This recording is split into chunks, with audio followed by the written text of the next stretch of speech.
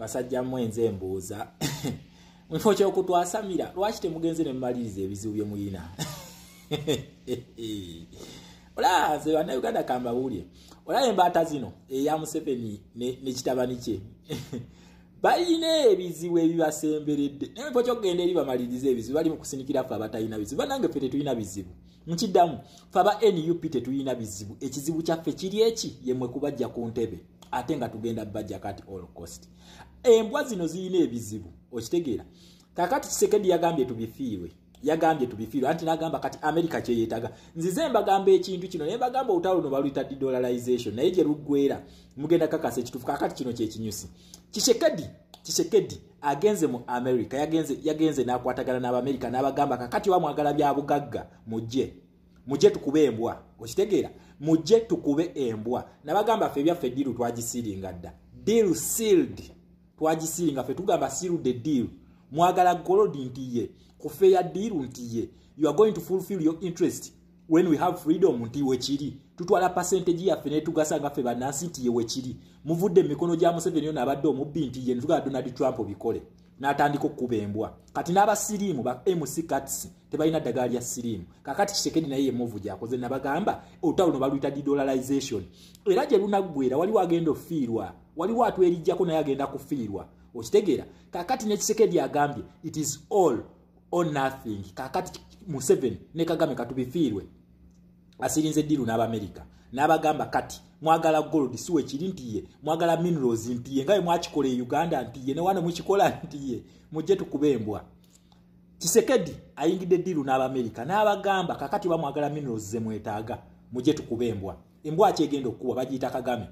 kati ono kiki yakoze nabagamba omumerika ono alina diru gye yabala okulemesa Raila Odinga okutwala entebe ya African Union kubanga Raila Odinga ali ku timu y'abantu ababbi ate is team Russia is a pro Russia kati binene okutulaga binene America byatuletera nga atulaga Raila Odinga yali move kutusiriwaza busiriwaza naye epese tufu lyali lya Djibouti genda olabe enkolagana ya Djibouti ne America olabe bano gubasaza mukabu naye okwata Kenya eno ne bajiwa NATO status it is a strategic location okufuna Africa kakati kyovula bayakwata bwa African Union nakolaki ono lwatuuse ku ntebe yagambye kimu nti okay Rwanda ono ye kyekizibu kya Africa ntiye mumuleete naye mu koti ya African Union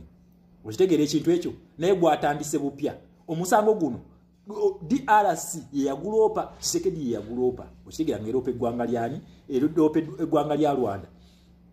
emisango bagitinkudde America Kisekedi amaze okudiringa okusala diru nayo bakubembwa South Africa ebali ubi yazze South Africa yatandise olutalo luli ebukavu emundu yazzeemu okutokota ebyatulanya bizzeemu mu bukavu okitegeera bizzeemu South Africa yegamba eze kununula baana baayo naye bagamba South Africa naye ina longo standing deal ne Congo ngovude kubine bya BRICS South Africa yongajo eyina endagaano nenki ne Congo bayina ne Damere ya Nelson Mandela lyagamba nti senga bakizula nti Rwanda yeri emabega g'okutinkula emisango mu Congo bakubembwa kakati South Africa naye demundu yazzeemu tokota bupya mu bukavu yatandise okitegeera ekintu ekyo era bakuba M23 kati kugittamu muntu South Africa is not backing down kati America kye kyajanguliza okuyingira diru ne Kisekedi ono jukira South Africa is a BRICS nation okitegeera South Africa is a BRICS nation singa South Africa gundi ya move ya yatandise okola okulumba M23 bubinyo ne gwanga lya Chad kwa bali babiri kati abatawuse South Africa ne Chad bakubemba okuzimala mu bukavu okitegeera tebana lumba city tebana tukayo mu city naye obutundu obwetolodde bukavu okujja no obubadde wansi wa M23 batandise bukba M23 ebitundu ebimwe edukana buddusi kye kiriwo okitegeera kati America eno kwangu okusiringa diru eno ne Kisekedi era biradala ngegenda kufiirwa senga South Africa natukiza kwa South Africa nwanyi esobola kubira Kagame ne muteeka kutaka kati nono America naye kyakoze nagamba wa Djibouti kati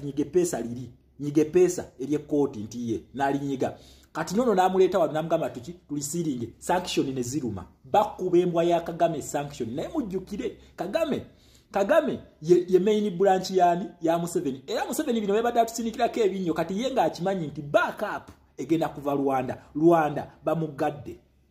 Rwanda bamusirinze kakati waje agenda okujja backup kati Museveni ne Muhoozi mbaga mufo tusinikirako ebinyo ono Kyagulanyi mulabe edduka nabagamba Kyagulanyi obanga omuzanyisa nze nabagamba just mukawe time nabagamba give time some time kati ndoza mutegedde ekituufu America kyetaaga mu ggwanga lya Congo kyetaaga mu ggwanga lya Uganda nabagamba olutalo luno lwa de-dollarization it is all about minerals naye wano mu region minerals ze beetaaga za nsi mmeka biri era nabagamba bannange nze minister wa foreign affairs mwannonda nga munesize nga temina gwe mwebuuzizaako ne mbagamba ebintu bye mbagamba just give it time mugenda kubiraba nga bihappeninga kyetuliko kakati ndowooza kiwedde kati kino kijjewo kuba bulijjo mulina Thomas nga mugamba America simanyi mu Congo biki nabagamba olutalo lubaleeta lwa minerals America ezeetaaga kati basiirinze ddiiru kuba Kagame kumujja mu Congo weba mujja mu Congo nakugambye Museveni cannot survive this tasobola lwaki ne Uganda bajeetaaga number 2 Uganda is a British protectorate wadde balina kye baagala otulaga nti Bungereza yagala kwenyiga mu gundi mu transition ezigenda mu maaso naye nabagambye American foreign policy yamanyi nnyo kati ku ya Bungereza American foreign policy yamanyi nnyo ku ya Bungereza nti ate ne ya America yo etwaliramu ne Bungereza okitegeera America ebanja Bungereza sente eyo gyolaba kati kano ka Museveni tekasobola kufuguma nakugambye mwana wa mama gwe yongeze pesa nyiga awe tuli abaana ba ex respect tuongere okubanja abantu baffe enembwa bino bebazanya politics neja ne tweetinga ono comedy gwe bagenzeemu ne step mamwe oyo wa kisiru the real revolution erikavulao ekavule pressure weri pressure ava kavule negende Congo we yave Congo kakati Rwanda tumusensera Rwanda ali mu kusenserwa naye mujjukire niwe banaaba ntino kigwerede mu East nga kigwerede mu ggwanga lya Congo ate abahutu balina okudda Rwanda that is also another trouble oba problem for Kagame kubanga abatuusi balina okudde waabwe n'abatwa kugambye abatuusi bali mu organizinga badda waabwe they need their country back of which it is Kagame's nightmare naye ate Rwanda ebagisiiringa ne wali ewaffe biba bikola nabagamba olutalo lw'e Congo lubwera waffe okitegeera ekintu ekyo senga abahutu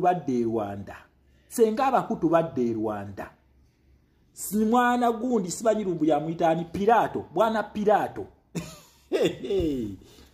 don't mess with our generation nabagamba ffe bemuzanyirako tetulina kakwate namwe number 2 tetubagala nembagamba ekintu ekisinga okunzizaamu amaanyi n'okungumya nti abantu betulwanagana nabo basiru we are dealing with the dense generation and they are outdated gundi memory yabwe lwamu yayiika kati bali ku 00 MBs ze balina ffe bebadiringa nabo tuli mu terabytes okitegeera gye tuli okitegeera ekintu ekyo kakati Congo emaze okulusiiringa African Union court etandise then ne Tshisekedi naye asimbudde embalasi mu Bukavu ne South Africa kakati Museveni twagala tulabe sebo baba wana mu ababiri katubalabe kikyemuli nakugambye kana akasajja ka Museveni ekintu kikali kubale pesa likabala transition naye in a coalition nayo kabira kasigala mu system of which pete tugenda kikkiriza kana akasajja kabera kasigala mu system kyekagala kyovola kati ne Kagame luno lwasama mbu Tshisekedi atesene M23 of which ne Tshisekedi tagenda kukola kitasobola kubikkiriza ya mugamba ne mbera muwamba Kinshasa sisobola nga yagamba ki akimanyo mu lugwa America weguli nti Congo yino tasa America nga Uganda we yino kutasa America okuona utalo lwa de-dollarization nabagamba luno olutalo lutuwa victory nga lukyali eri Bungereza lutuwa victory kakati olutalo luliddawa wetwogerera ladies and gentlemen luli mu Uganda luli mu Rwanda luli mu Congo ffe byaffe twabisiringa dda tuli mu domestic policy mu Uganda obulayo ekintu eki to activate human rights to activate nga tutya kusituka towetaaga kambe towetaaga mundu towetaaga fumu towetaaga nsululu gwe situka na musoligo n'amazigo twagala embweyo eddemu ekola ekintu kyeyakola nga 18-19 mugenda kakasa nti UN charter ziri active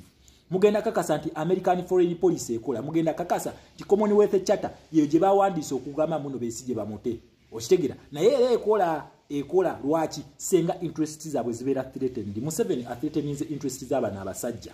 okitegeera ekintu ekyo azikutteko waliwo article gye yakwatako eri bagiyita togikwatako American global interest tebagyasamira UK charter tebagimenya oba Commonwealth charter edda nabagambye mu mwaka gwa 1899 baali bagita Commonwealth charter respect my people them tusisinkane ncha yenze minister wa foreign affairs emundu zizemu kitegeeza tuddayo Congo update zonna mugenda zifuna naye Museveni maliriza ebizibu byo byolina ffe totwasa